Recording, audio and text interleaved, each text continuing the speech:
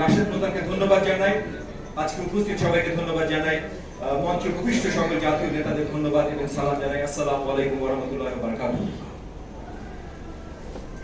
যেহেতু আজকে জনাব শফিউল আলম প্রধানের মৃত্যু বার্ষিকী হিসেবে আমরা একত্রিত হয়েছি, উনাকে নিয়ে কিছুটা বলা অত্যন্ত জরুরি। তবে আসলে আমার মনে হয় উনাকে নিয়ে বেশি বলার এখানে প্রয়োজন নাই। উনার কি অবদান আছে এই দেশের জন্য, এই মহলে কেউ অপরিচিত নয়। মিডিয়াতে আমার ভাই ও বোনেরা যেটা প্রচার করবেন, তারা যাদের কাছে প্রচার করবেন তাদের কাছে অপরিচিত নয়।